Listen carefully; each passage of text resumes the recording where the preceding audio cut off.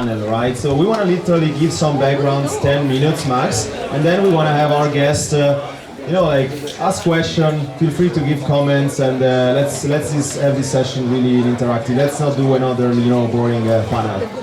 So I don't think we need really an introduction, but this is our, let's say, third account abstraction focused event. We started in, I think it was Denver, and we got I was 150 people, 50 people stayed outside, then we did with Ledger in Paris a couple of weeks ago, and 80 people stayed outside. So we saw, okay, we need to do something bigger, more focused for builders and developers.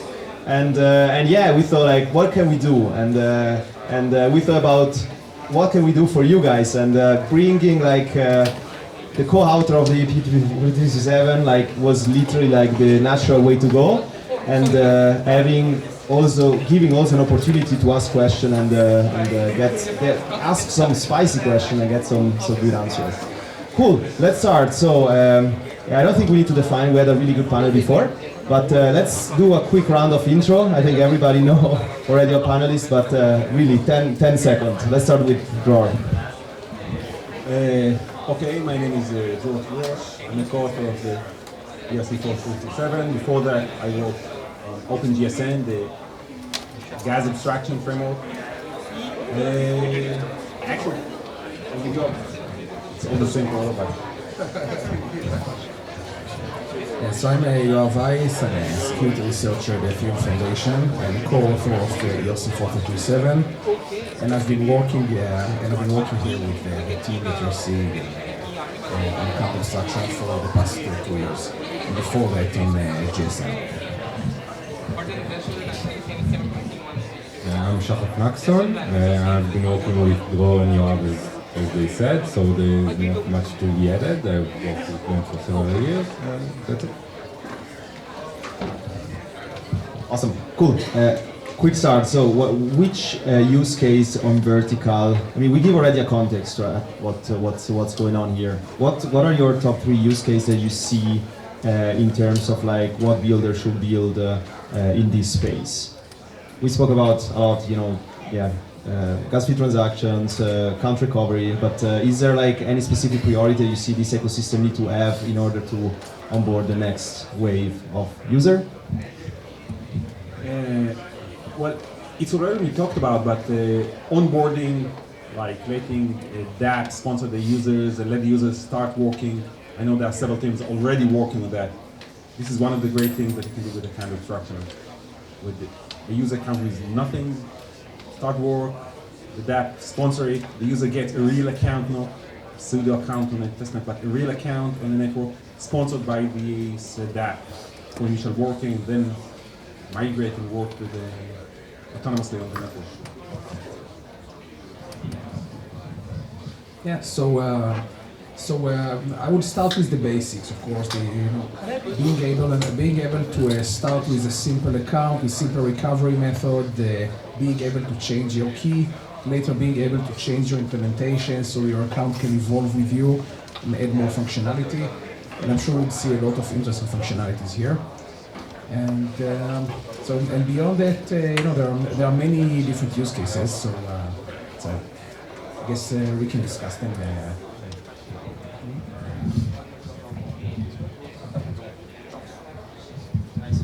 Okay, cool, super cool. So challenges, obviously, we want to see the title a little bit. The focus point is also what's behind ERP 57, what's going on afterwards. What are the challenges today that you see we need to bring to take this tooling to the next wave? Obviously, this is a marathon, but what do you see are the challenges today that we need to solve to get this to the next phase?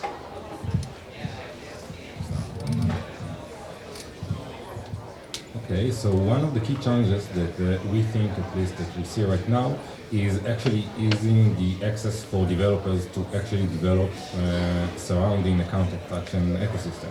That is basically developer tools for testing seamlessly, just like they test with normal dApps right now.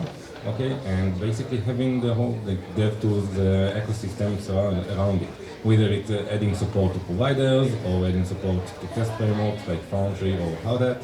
These are the parts that currently I think will benefit the most, at least for the developers, in order to then make it more accessible to the end user, at least from the developers standpoint. And so you asked about current challenges. So as Shahaf said, the development tools are, having more native supporting developer tools is one thing. Another one that we always talk about is making sure dApps, first of all, don't block account abstraction. So it's really important. It's really important, for example, to use EAP 1271 and not assume that accounts can sign directly with their address, and not use TX origin. So we keep repeating them, and it's worth repeating because we really need the dApp developers to be aware of this. And then we want to see dApps starting to take advantage of the UX that this enables, starting with the basics like batching, and then doing more. So that's another challenge that I think needs to be solved now. So it's quite common for some dApps to assume that you can use EC recover to check that there is an ECDSA key associated with the account. And you cannot use account abstraction with a dApp that requires signing again. Let's say you need to log into the website, and you need to do it by producing a signature that matches your address. So the real solution for this is to use EAP 1271, which is a standard for signing, for associating signature with a smart contract. That's one thing, and the other one was some contracts that check for TX origin, which is a really bad idea. It's deprecated for a reason. So it blocks account abstraction, and it actually doesn't achieve any security benefits. There is like a false sense of security. People think that if they prevent contract calls, they get some security, and they really don't. So we need the dApp developers to first of all stop doing that, and then to start taking advantage of what account abstraction enables. One last key challenge I think we have in the system, that we abstracted an account, but it's something very concrete for the users, and actually there are many concrete implementations. People are building implementations and building their own modular system on top of them. So we have verticals account system which define contracts with their extensions, with their UX extensions. Now it is very difficult to do this cross between different wallet implementations and different account implementations. We don't have a solution for that. It does require a standard for that, an ERC for that. We are yet to come to someone to bring it up for the wallet to start to standardize it between them. I think it's super interesting the narrative that we're bringing. And how many dApp developers are here? Let's raise your hand. Very cool. Some? Cool. Okay, do you find actually this useful? Wait, do you find actually this useful? Yes or no? Yes. Awesome, good. Let's give some all the and latest energy. Okay, cool. Nice. So I actually like the things that dApp developers, you don't want to see dApp developers do. Like, let's go actually in this direction. What other things you don't want to see people actually build in the developer tooling space for account abstraction today? Like, what do you think is less priority that you see already, like, people building, but you think, okay, we should concentrate ourselves in this direction compared to others?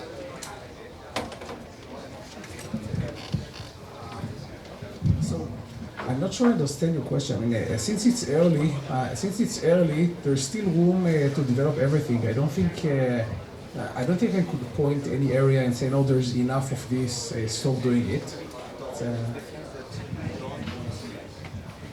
Or maybe the things that actually you don't want to see being developed more, or is there instead the opportunity the things that basically you kind of say, okay, we have not just enough, but they would be not useful for the long-term game.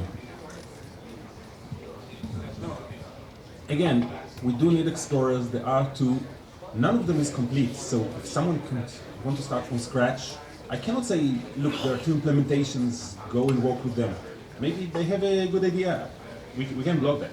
There are several wallets. Again, there's there's no complete solution, solid wallet implementation because everything is new. There's no complete solution for Paymaster or DevTools. So everything is still young enough and under development, and new products can be created. Yeah, so it's hard for me to say what not to develop because because we're early. But I would like to see more development on some things. It seems that many people are working on the obvious thing, the low-hanging fruit, like building another wallet with social recovery. There are quite a few of those, so it's great. I mean, I want to see new recovery methods and some interesting ideas in this space. But I'm also hoping to see more use cases beyond the obvious. For example, I care a lot about privacy solutions, and since privacy becomes possible when you have gas abstraction, since you can actually start using a fresh account without funding it with ETH, and I think this is underexplored. There can be we've seen some projects starting around this. But none of them reached a level of maturity that makes it possible to have privacy. So I would like to see privacy solutions being built on top of ERC-4037. In terms of like ecosystem, like does those people has enough like I mean I'm very like interested to hear like all this kind of grants activation, but do you think the ecosystem where we are right now like it's a natural step? Do you think like being here at ETH Tokyo, seeing so many hackers building also those use case is the right way to go? You want to see something else? Give us some insights. What are we missing, or is there something that we're missing, or this is the right development to build those use cases? So I think it's too early to say what we're currently missing because the core components that we want the other teams to build are already in the process of building. As Yoav said, we already have several wallet implementations in the making, as well as bundlers. So I think that it's too early to either declare a winner, as you suggested, to say what not to build next because some of them are already ready. So it's too early to declare clear winners. On the other hand, it's also too early to predict what else we might need. So we are currently, just like Ethereum started, where you didn't exactly know, knew back then, you didn't know what kind of depth you would need later. Okay, so for example, Uniswap came much later, but they did pretty well developing their own ecosystem. Okay, and useful depth that many people can use. So we can't predict for now, but let's see where it goes. Sounds good. Any questions from our panelists? Let's start. Yeah. It's on the back. Okay. So I want to ask: is there any mechanism to do MEV protection, especially inside those user operation pools?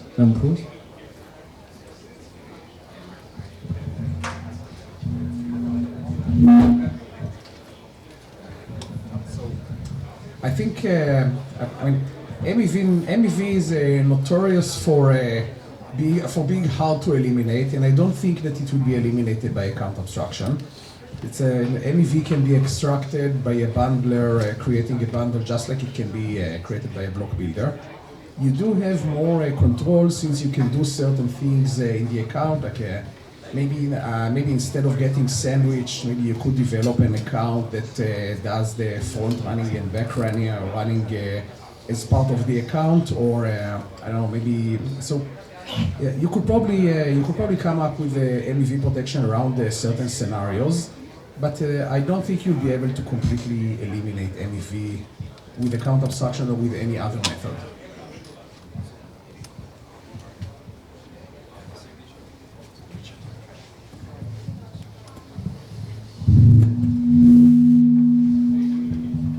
Okay. So in the last panel, there was one question actually about like decentralization, right? Like, and there was a couple of comments around like that. Even with the current EIP 4337 implementation, the decentralization is not sufficient. Right? Like we have bundlers which are currently at least not decentralized, which are like not using their own mempool. Paymasters are to some extent centralized. And even looking at the entry point, you could argue it's a centralized piece of single point of failure that is in the system. It would be interesting, how do you see it, and at what point is something sufficiently decentralized, like good for you, the entry point being a public good on Ethereum, on the Ethereum layer, be sufficiently decentralized? Would it be sufficiently decentralized, which that bundlers have their own mempool? Is this sufficiently decentralized? Even so, we say that can cause that you then have a fractions of mempools, or would it be only sufficiently decentralized when you say all of this is part of our protocol, like of the consensus layer?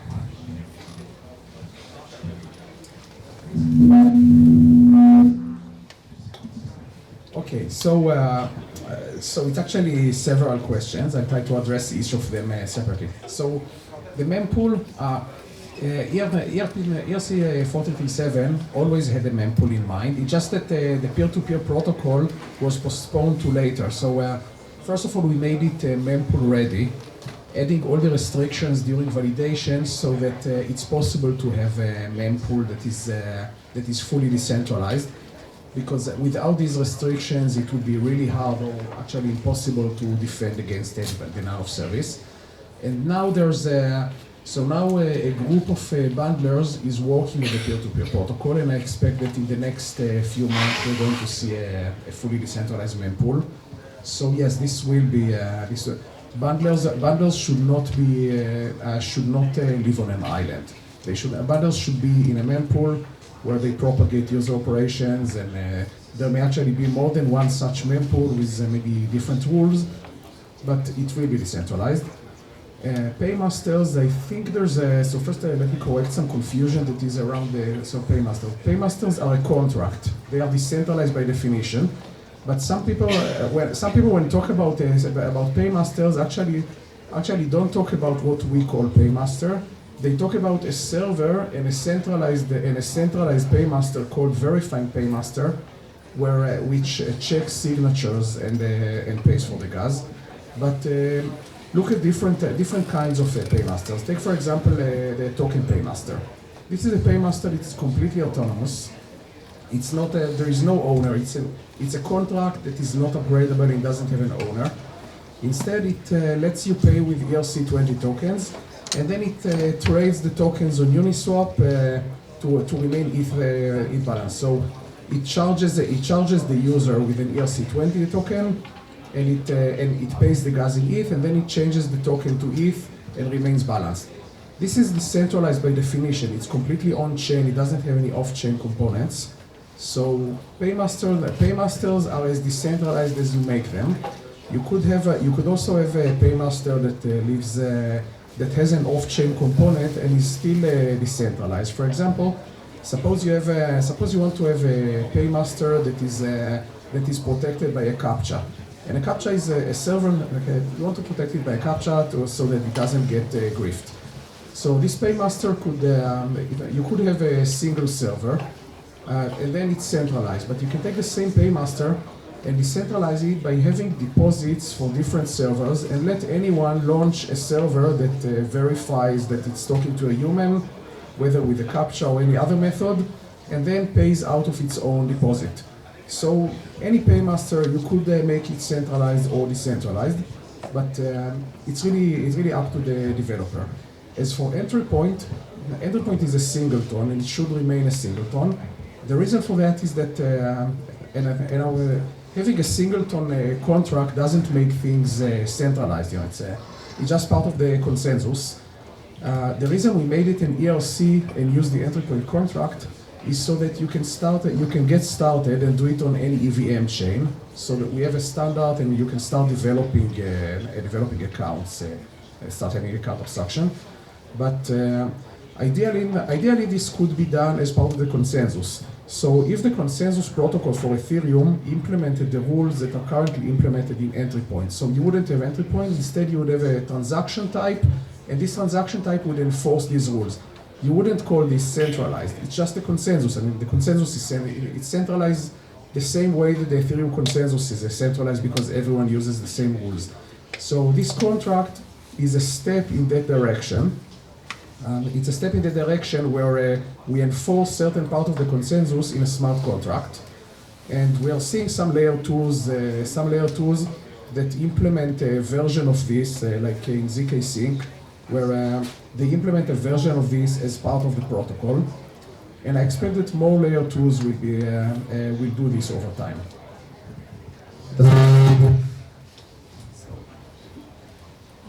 Yes, one follow-up question to this. I mean, I do agree to some extent.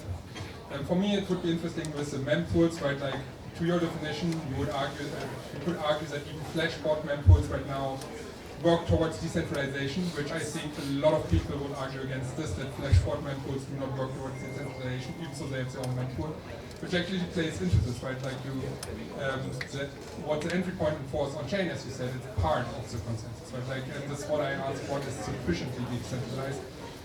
Wouldn't have the full EIP enforcement system stack to be enforced by the entry point to be really like sufficiently decentralized, because right now, and you described it also in the ERC, right? Actually, the bundlers can decide to completely ignore part of the ERC for special reasons, and this is then which then open up new mempools, which are then separate, similar how you have flashback mempools. And that's what would be interesting. Where for you, where is the good point? Right? Like, is this already sufficiently decentralized, or is this there's so still like what I just described? There's so many centralized points where certain entities have a lot of control over the whole protocol, while when we move the whole like the full spec of the ERC-47 into the consensus layer, obviously it would be enforced by all the validators. There would be one mempool, not private mempools that could be used for certain bundlers, which for a lot of the people at this would be only at that point would be sufficiently decentralized and not all.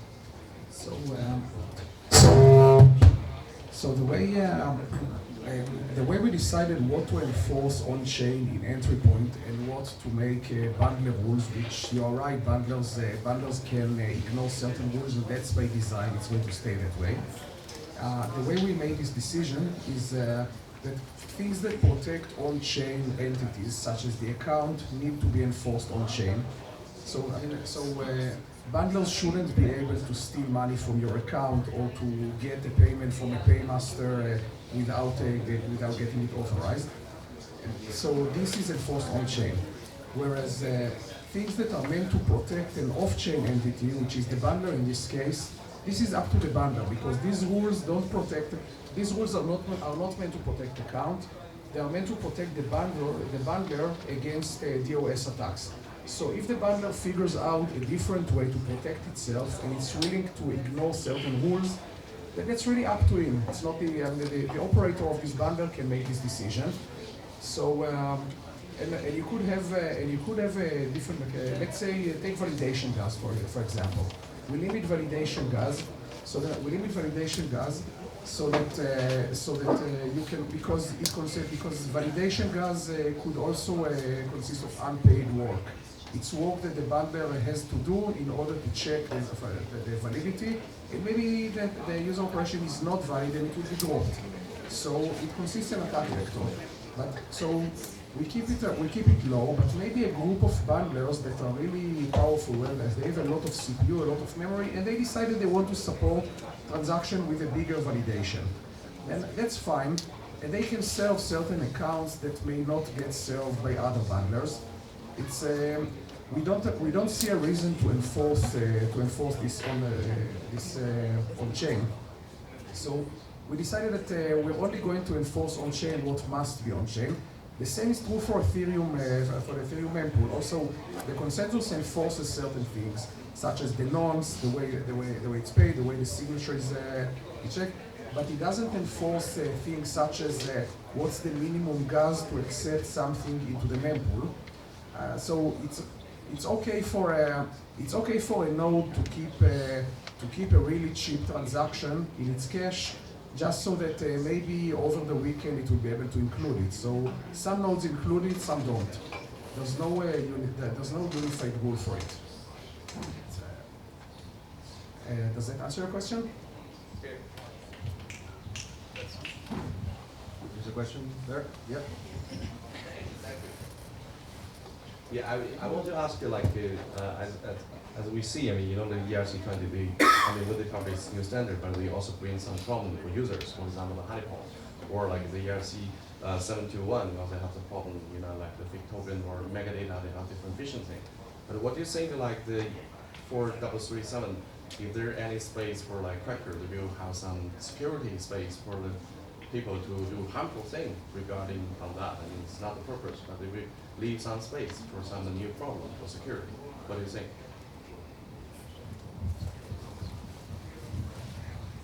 Okay, we try to build, as you have said, ERC 4337, and our entry point implementation is trying to protect the account. We pass an audit, we will pass another audit, we'll do whatever we can check that the invariant that only the account decide if it gets executed. If it's not valid, it will not get executed. If it is valid, it will be executed exactly once. This is an invariant we want to enforce and make sure on chain. I believe we did. I believe this part of the entry point is simple enough that there is no problem with it.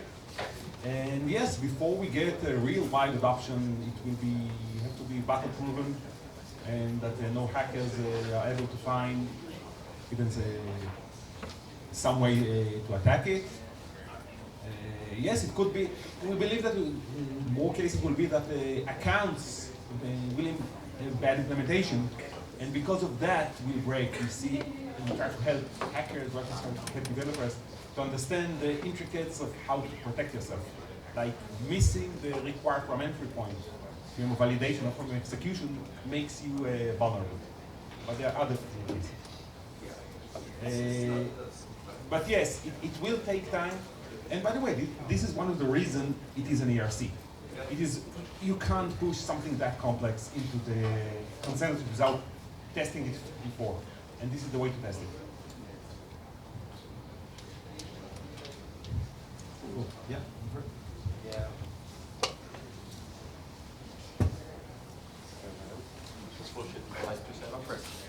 Hello, hello. Hi. In terms of functionality, I would love to understand how 4337 differentiates itself from a decentralized relayer and a common interface for smart contract wallet. And similarly, how does it solve key problems associated with account abstraction, which are related to seedless interaction with wallets, key management, account recovery, session keys. How is that currently being propagated and being solved by 4337?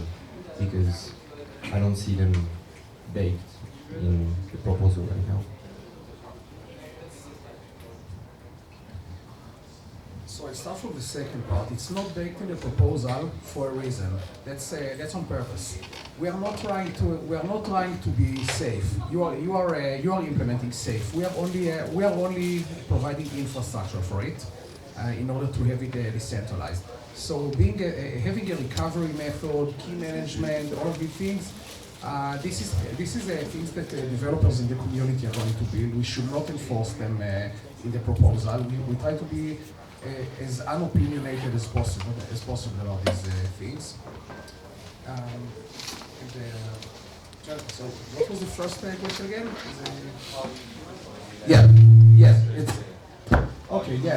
Yes. It should be as decentralized as the underlying chain. So in the case of Ethereum, what we expect to happen is that block builders currently with NEV Boost and in the future with PDS, block builders will also become bundles because it's the most profitable way to bundle. So as a block builder, you're going to look at two mempools. One mempool is the transaction mempool, the other one is the user operation mempool, and you're going to build the most profitable block from both. And the block will or will not contain a bundle with these user operations. So you're going to get them. So you have a mempool, and any block builder will also be a bundler because a block builder that doesn't become a bundler or work with a bundler will be strictly less profitable than other ones, and it will be priced out of the market. So yes, it's more centralized than a relay network because it's as decentralized as the underlying chain. One question putting up on that. Can you please provide an example of a viable business model for relayers right now for the 4337? Can you tell us about the economic model? Yes. Okay. The viable business model is the same one as block builders, and I believe that Ethereum has proven that there is a business in block building. So when you're a block builder, you make money in two ways. One of them is with priority fees using EAP 1259. So the base fee gets burned by the priority fee, you earn it. So with user operations, there is also it's modeled after the same thing. There is a base fee, which there is a base fee, and the user only pays the actual base fee of the current block. And there is a priority fee that goes to the bundler, which eventually will be the block builder. And the other way is through MEV. So block builders look at the mempool and they try to extract the maximum. They try to create the maximally profitable block, which in this case will also contain a bundle, which will be the maximally profitable bundle. So yes, the business model is identical to that of a block builder. I guess so. I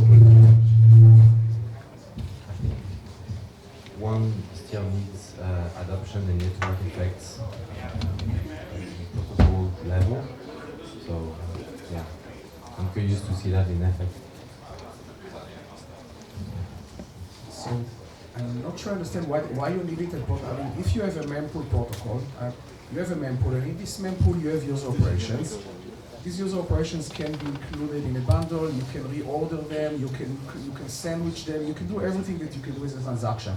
Why does it matter at which level, whether it's done at this layer or at a layer above that? It's still the model is the same. How does it differ?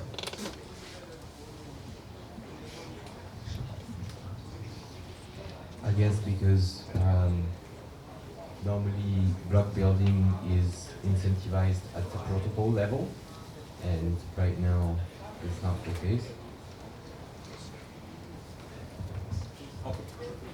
I think one of the key challenges we have with the kind of abstraction, we had that question before, is to solve some confusion. We built the bundle model as a feature of a block builder, so that there is another mempool of user operation that are priced just exactly like transactions, and the incentive for a block builder to include user operation is just the same. Now, it is true that right now bundles can run with a normal mempool. I can take it off-chain to explain that it is very naive to do it, and if you are doing for fun, being a bundler like all the bundles right now, yes, we are just playing with it, you can do it. This is how we can start, this is how we can bootstrap. If you are doing, creating bundle for profit, then doing this, using the public mempool just for fun, will get you slashed, people will front run you, and will get your money, you will get reverted. So if you're running in production, you'll be exactly like the same incentive, the same model, the same as transactions. So it's a bit more complex. Yes, you spend more CPU power to validate user operation, because the CPU power to validate a transaction is very limited. You check the balance, you check the nonce, and you do EC recover. With account abstraction, yes, you do need to make a view call into the system to validate this user operation. It is more expensive, but the cost and the refund model is just the same. So there's the incentive when you are a block builder. You are selling a block space. You are buying the block space from the next block proposer, and you are reselling it. So you are reselling it for transactions, and maybe you are now also reselling it for user operations. They take block space just like transactions. So as a builder, you are going to fill the block space with what's most profitable for you, whether it's a bundle containing some user operations or whether it's another transaction. It's just another way to sell block space. This goes to block building strategies, and I think that there are much bigger experts than me on block building strategies. So I'm not going to explain how to extract anything. Yes, but still, extracting MEV is the same with transaction user operation. And a transaction has a gas cost, multiplied by the gas price it will pay you. Subtract from that the base fee, this is what you earn. And with the user operation, there is its gas cost. It will pay you with the priority fee, you pay the base fee, you get with just the priority fee, which is just the same. So there's no difference between them. What about the block reward? When you have a block reward, which the validator gets switched completely, and here before it doesn't exist, obviously. Of course it exists. There is, if you build a block, and you put, if you are building a block, and you want to put transaction in it, if you put transaction, if you put user operation, yes, you take this user operation, you wrap them in a single transaction or multiple transaction, put them into the block, but you still get the block. Now, suppose you are a searcher. Suppose you are an MEV searcher. You are not the block builder now. Or, I mean, the block reward goes to the block builder, or to the block proposer. But usually the way it works is that the beneficiary of this of the block reward is actually the builder, and the builder pays the proposer as a separate transaction. But anyway, it goes to the builder. But if you are an MEV searcher, let's say you're a searcher, so now you are not getting, you are sending a bundle of transactions, and you are not getting the block reward, but you make money by other ways. So the same way, you can have a bundler that is not a block builder, but this bundler works as a searcher. It looks at the user operation mempool. It creates bundles that are profitable, and this bundle is the beneficiary for this bundle. Now it pays the block builder in order to be included in this block. So it's pretty much the same model. We are not reinventing the wheel here.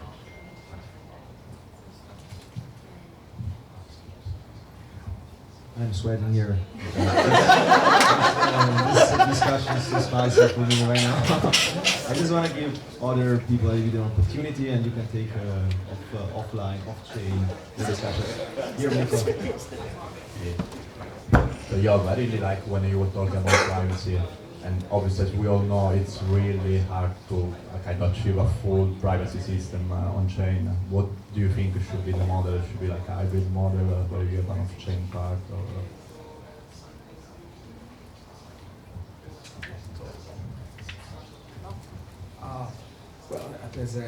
So I don't want to suggest a full solution for architecture, but using zero knowledge, you can prove certain things. So, for example, one idea that I saw someone starting to develop is a multi-tenant account, where you can think of the account as a mixer.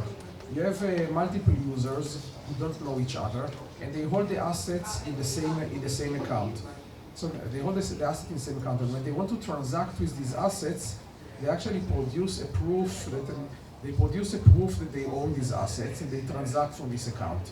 So models like this, when you can come from a different address each time. You can use a different key each time, because what matters, what proves ownership, is actually a snark, or it's actually a ZK proof, and not a signature. So you can sign a message with whatever key, or not signing it at all. It doesn't matter. You produce a proof, and then this proof allows you to transact. So having a multi-tenant account is one interesting model, but there can be many others. It can be like a way to onboard and offboard from a ZK rollup that is privacy focused. It's, I think it's an enabling technology, because you don't need to have ETH to pay for the gas. It opens the door for developing this technology. So it's now we just need to see what models people will develop over it.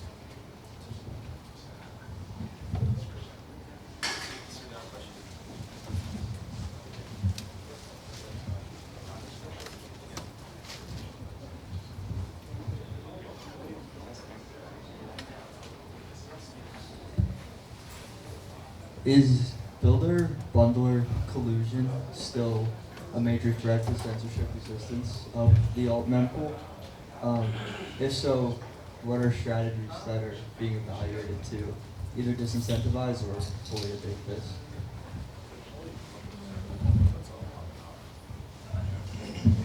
So we don't really worry about we don't really worry about we don't worry about bundler and builder collusion because we actually expect the bundle to be run in the context of a builder, and there is no real collusion between them because we expect the bundler to actually take either a transaction, the block builder to either take a transaction or user operation and build the same block just the same way. So can you please explain why would a collusion be an issue in that case? Other like off-chain collusion between searchers and like anyone who's operating in the course of the research.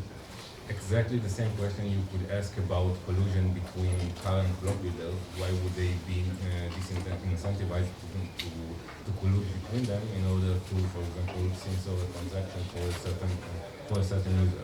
So basically, the bundler mechanism and the alternative mempool is operating just like the block building mechanism in the domain.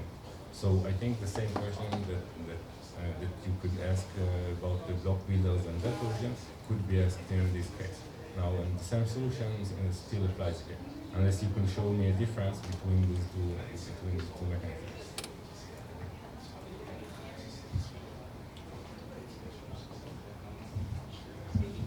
I have a little, like, a more soft question here. What are how do you say, like, what people in the community are, how do you say, like, not misjudging, but what do you think, like, are, I don't know, what is it, misconceptions? Yeah, what are, like, the question that you always ask and you need to clarify 50 times? Like, literally this, like, misconception around the community. Do you think, like, we should know a little bit better? As I said, I think the major misconception is the difference between a bundler and a block builder. It's very easy. Yeah, so one common misconception is around the incentive model, since the incentive model is actually identical to that of the Ethereum mempool. So that's and another one is the misconception around the paymasters. I guess it's a bit of a misnomer. We should have made clear that paymaster is a contract; it's not a service. You can implement services on top of it, whether they are centralized or decentralized. So that's also a common misconception. And there are also some high-level misconceptions about account abstraction solving the problems of the world. And so account abstraction is not going to solve all of the world's problems. It's going to solve certain problems. It's going to solve certain problems. It improves certain things. It also introduces new challenges such as smart contract bugs. So it gives you more flexibility and you can have better security by implementing security mechanism, but you also have more exposure to this code. So it's not like the end game and the only thing. And like as someone asked here about MEV, so it's not. So account abstraction is not meant to solve MEV. It's meant to solve certain problems. It solves them really well. It's not the only thing you need for the blockchain. Another misconception that I sometimes see is that people ask us about certain functionalities that we implement, and we focus more on enabling these functionalities rather than implementing them ourselves. So we didn't try to standardize a way for wallets to talk to the user specifically or to enable certain recovery mechanism or stuff like that. So that's not something that we focus. We want to enable that, not to actually implement that. And the same, like, it also partially applies to what the guys previously asked us about the relay network, how it is different than a decentralized relay. Well, I think that another misconception here is basically our effort here is not only a development effort, it's also a community effort. We wanted to standardize the way the bundles are actually serving wallets and how wallets interact with paymasters and how all dApps can interact with this system. Okay, so we didn't try to overfit to a certain solution, but we actually wanted to get feedback from all parties involved and work with them towards a common goal.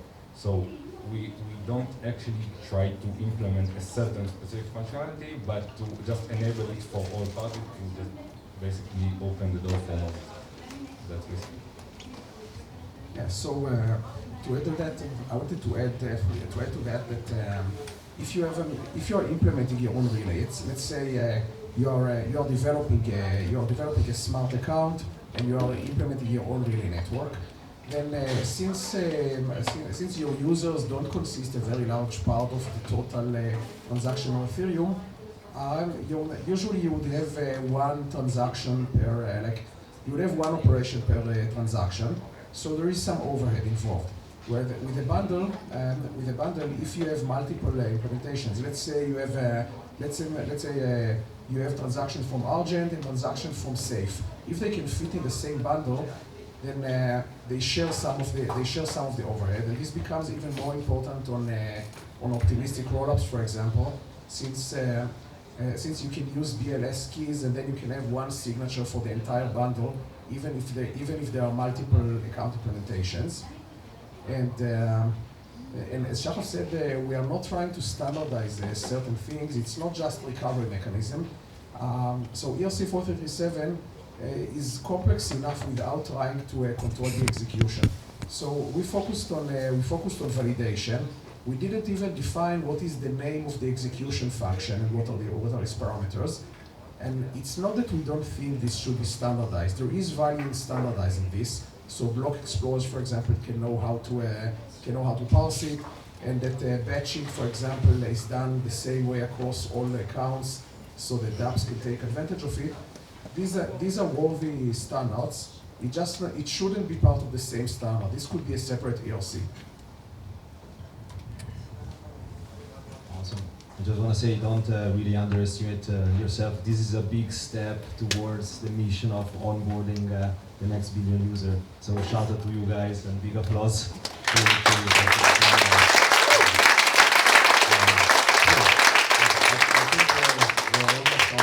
Let's take maybe a couple of questions more, and then we can go home or party. Whatever we need. Anybody want to ask more questions? Yeah. They're in the back. I was just waving to a friend. Ah, okay. I was waiting. I was thinking there was a question. Okay. Cool. Oh yeah, go for it. You're on the back. Which parties are you going to tonight?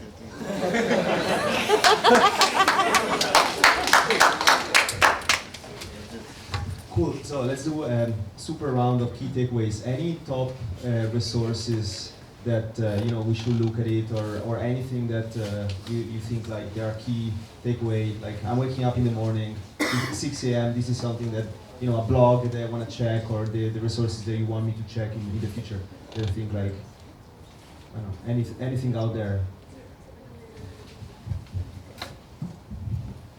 So it depends what you are trying to achieve. If you just want to get familiarized with the ERC and account construction in general, I can shout out the Alchemy blog post that really did a really good job of what we try to achieve, for example. So Alchemy blog post is a pretty good example.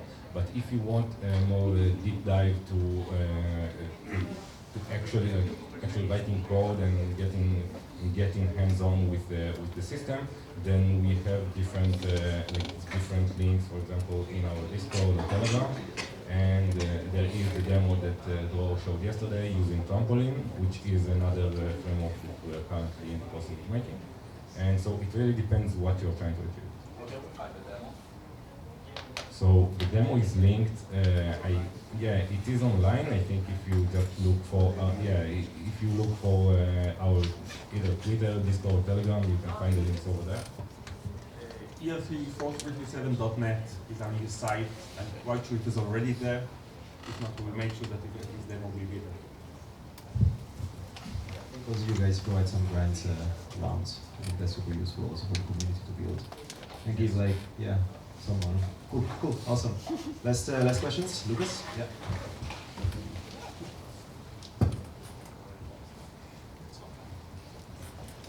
I think it was Yoav saying that with account abstraction, I mean, it introduces risk that there's bugs on the smart account side.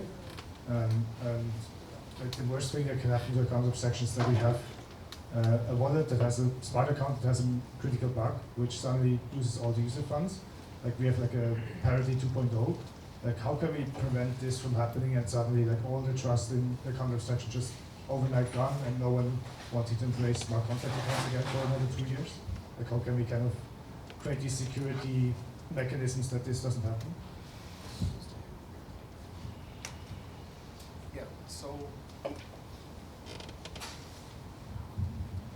Yeah, so it is super critical to have a well audited, to have the account well audited, and I think that the standard should be that accounts are not only audited but also formally verified, and you have Sartora here, so talk to them. Yeah, so I think that accounts should be the account security should be critical. You shouldn't be using, just like you're not going to use some random code for a wallet and enter your seed phrase with all your assets. For the same reason, you shouldn't use just any code. And one thing that is one thing that we are seeing the community doing that I think with the new version that you're about to release with the 1.4, it's going to be an important contribution for this space. Is that many things should use an existing account and just extend on top of that with the functionality they need. And of course, one such account is safe. So safe is well verified and it's widely trusted. So we are seeing many developers adding things in the form of safe modules, and I think it's good not to reinvent the wheel. If you can start with an existing account that is formally verified, and then extend it, and of course also verify your extension, you're probably going to end up with a safer account. Question? Another wave hand, like, okay, cool. Last question?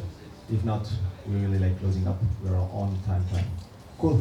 I wanna thanks again for giving us the opportunity to ask questions, and yeah, I hope you're enjoying Tokyo, and we're looking forward to the submissions tomorrow. I think it's 9 a.m. And yeah, awesome. Thank you so much. And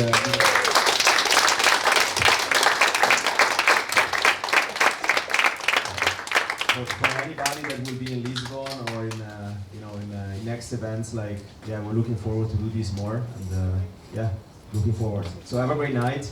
I don't know if there is still something around, but if not, we just see us tomorrow. And get some sleep. Get some sleep. Awesome. Cheers.